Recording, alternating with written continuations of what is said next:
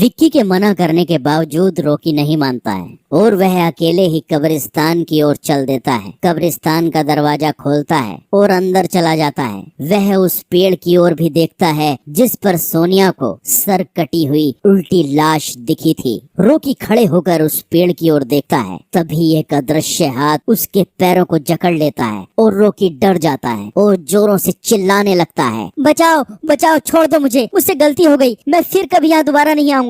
दूसरे कोने पर एक कब्र होती है जो कि खुली हुई होती है। उसके ऊपर खून लगा हुआ होता है। वह अदृश्य हाथ रॉकी को खींच कर लाते हैं और उस कब्र में ढकेलने की कोशिश करने लगते हैं। रॉकी चिल्लाता है, छोड़ दो, मुझसे गलती हो गई, मैं फिर कभी यहाँ नहीं आऊंगा, मैं फिर कभी यहाँ नहीं आऊंगा, मुझे मत मारो, मुझे जाने दो। मनोहर काम से पैदल घर पहुँचने वाला ही होता है। जैसे ही वह कब्रिस्तान से गुजरता है उसे रॉकी की आवाज सुनाई देती है। ये क्या? ये तो रॉकी की आवाज लगती है, ये तो कब्रिस्तान से आ रही है, मुझे जाकर देखना चाहिए। मनोहर कब्रिस्तान में चारों ओर देखता है लेकिन रॉकी कहीं नहीं दिखाई देता है। वह घर लौट कर आता है, किसे पूछता है कि रॉकी कहाँ है। पापा मेरे मना करने के बावजूद भी रॉकी कब्रिस्तान में चला गया। वो जानना चाहता था कि सोनिया जो कह रही है वो सच है या नहीं। हमारे पास समय बिल्कुल भी नहीं है, जाओ घर के मंदिर में शंख में जो जल रखा है वो जल्दी से लेकर आओ, हमें रॉकी को खोजने कब्रिस्तान जाना पड़ेगा। विक्की वो जल लेकर आता है। मनोहर और विक्की कब्रिस्तान में जाते हैं। मनोहर जल छिड़कता है, फिर उसे किसी के घसीटने का निशान दिखाई देता है। वह समझ जाता है और फिर उस निशान का पीछा करते हुए उस कब्र तक पहुंच जाता है। मनोहर कब्र के आसपास वो जल छिड़कता है। कब्र से अजीब अजीब सी आवाजें आती हैं। विक्की बहुत डर जाता है। मुझे लगता है कि श्रापित प्रेत आत्माओं ने रॉकी को इस कब्र के अंदर कैद कर लिया है, हमें जल्द ही इसे निकालना होगा। तुम ये पवित्र जल आसपास छिड़कते रहो, इससे वो प्रेत आत्माएं